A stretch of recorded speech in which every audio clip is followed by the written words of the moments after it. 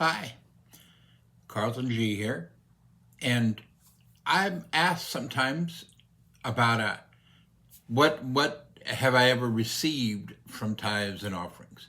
Let me make it clear here first. A tithe is a requirement. So I see a tithe like going to the bar and it's a cover charge. All right, I'm not going to get anything from that cover charge. I'm not going to go in the bar and get a kiss from a pretty girl or get a free drink. It cost me $20 to get in that bar. That's the cover charge. That's what a tithe is. That's just what it costs to get in the house. All right, so that's how I treat my tithes. Okay, and that way I'm a joyful giver because I don't care. That's just the front I have to pay to enter that realm. All right, so that's what tithes are to me. They're just a cover charge. Now, once I go in that bar, if I start giving tips, then I'm going to get stronger drinks, or I might get a lap dance or something. And forgive my terminology, but that's how I look at it.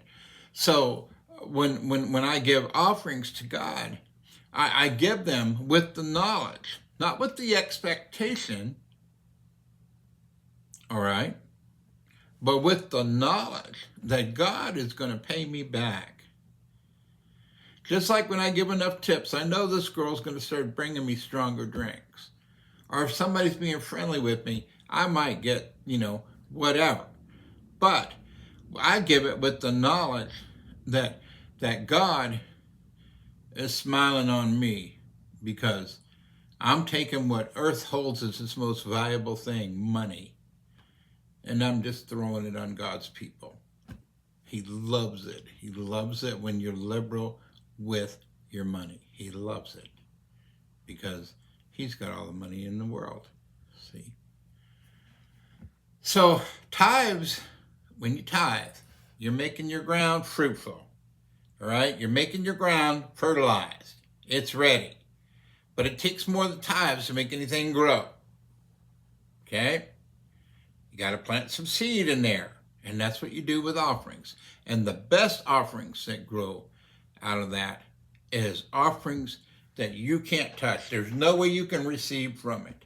If you give an offering to somebody you know, or help somebody out that you know is going to bless you back, that's going to be a smaller reward than if you give to something that you know cannot bless you back. That's going to give a bigger reward. That's just the way it works out. Okay? And if you really want the biggest reward, you want to be a soul winner. But that's another story. Okay? But if you ever notice people that are soul winners, they're the ones that always receive the crazy stuff. Oh, so-and-so, can you believe somebody gave her a house? Oh, so-and-so, can you believe that man blessed him with a pickup truck? Those are the people that are soul winners. And God gives them whatever they need, anytime, every time. But for now, we'll talk about just money. So, I've been a regular tither the majority of my life. Whatever the status of my Christian life was, living in sin, living out of sin, I've always been a tither and gave offerings, the majority of it.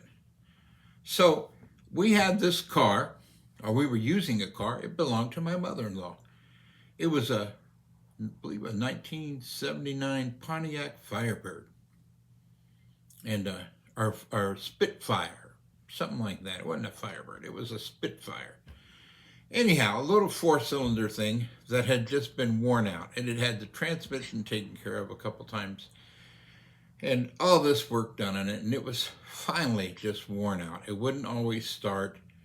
The driver's side door, the molding all around it was so worn out now that it would stick shut, and you had to pull on the door, and I'm a pretty strong guy, and I had to pull on the door to get it open. It was really on its last days. So we put it on the Craigslist for sale for $200. Okay, Grandma didn't drive anymore. We were just done with it. We just wanted to get it sold and get it off the insurance And we didn't even have a parking space for it. So we parked it down at the end of the street in the cul-de-sac. Put it on the Craigslist. Months go by. I'm praying about it. I don't know what's going on. God, what's going on? How come nobody's even buying this thing for parts? It's only $200. Nobody's even buying it for parts. I then lowered the price to just $85. Not one bite. Meanwhile, my wife was keeping the insurance up. Everything's kept up on it. And we are just at a loss why we haven't got one person to make an offer on this car. We go away for a weekend, and we come back, and we find out that when we were gone away that weekend, some kids had been down in the cul-de-sac. Well, those kids had been messing around and broke into a car dealership that was right there at the end of the cul-de-sac, and that security guard had gotten them on camera. He had tracked them on camera when they went back through the fence to our car. He then had them on camera as they attacked our car and vandalized it and broke all the windows out of it and slit the tires. He then went to the car, called the police, and the police came, gave him a police report number for it, and when we returned to a vandalized car that had a police report number. Now, I don't know how many times you've done insurance things on cars like that, but it takes forever. You have to get a police report number and all that stuff. We returned on Monday, and we had a police report number already. It had already been filed, and the witness of a security guard with video footage of them vandalizing the car. We turned that into insurance, and it was less than 2 weeks. We had a payment, I believe it was about $1,600 on the vandalized car. So already what we were trying to get $85 for, now we had $1,600. So we were, I was like, praise the Lord, that's amazing. Here I am trying to get $85, $200 at first, and then $85 out of this car. And now it's all happened where we even had the police report numbers and on film of these kids doing it, so they couldn't say we did it. And we've got $1,600. But wait, there's more. 2 weeks later, within days after receiving the check for the vandalism, we're in my apartment, which is on the 5th floor, and we're watching Monday Night Football or something, and a fire truck goes down the street. We don't think a thing about it. The next day, I go down to see what was happening down with the car, and I go down there, and the car is burned up. The car is burnt to the ground. And I'm just like amazed. And so we call the fire department. Oh, yeah, somebody burned the car down. But don't worry, people saw these kids light it on fire. We've got a fire department report for you.